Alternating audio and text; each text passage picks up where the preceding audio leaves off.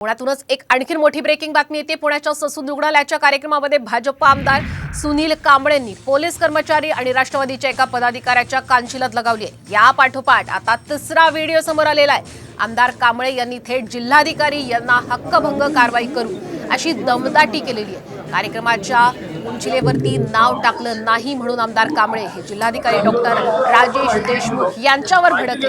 याच कारणावरून त्यांनी पदाधिकाऱ्यांच्या कानशिलात लगावली होती। तर स्टेजवरून उतरताना पोलीस कर्मचाऱ्याला सुद्धा मारहाण केल्याचा व्हिडिओ आता समोर आलेला आहे। शिवाजी सरक असं या मारहाण झालेल्या पोलीस कर्मचाऱ्याचं नाव आहे, तर जितेंद्र सातव असं राष्ट्रवादीच्या पदाधिकाऱ्यांचं नाव आहे। सध्याची आपण ही थेट दृश्य पाहतोय। भाजप आमदारांचे प्रताप हे या तीन दृश्यातून आपण स्पष्टपणे पाहू शकतोय। मी आजकालचा नाहीये, गेले 40 वर्ष राजकारणात आहे, 25-30 वर्ष झालं लोकप्रतिनिधी आहे। अरे राग करणं आणि तिथं करणं, ते कोणावर राग काढायचा हा ते मला कळतं ना। हा चुकीच्या ठिकाणी आणि चुकीच्या माणसावर राग काढणं, राग येण्याचा संबंधच नाही ना काय। हो, स्टेजवर नाही येताना असं त्याच्यावर हे घालत होते। आता तो व्हिडिओ नका दाखवू, मी बघणार नाही।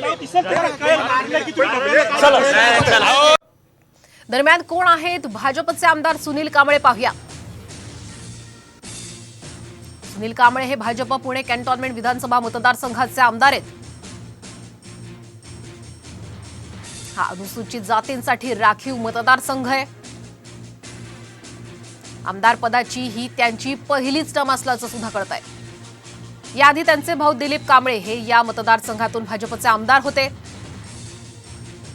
सुनील कांबळे हे पुणे महानगरपालिकेमध्ये भाजपचे अनेक वर्ष नगरसेवक सुद्धा होते। सुनील कांबळे पुणे महापालिकेच्या स्थायी समितीचे अध्यक्ष देखील होते। सुनील कांबळेंवरती महापालिकेतील महिला अधिकाऱ्याला दमदाटी आणि शिवीगाळ केल्याचा सुद्धा आरोप आहे। त्यांची ऑडिओ क्लिप देखील सोशल मीडिया आणि माध्यमांमधून व्हायरल झाली होती।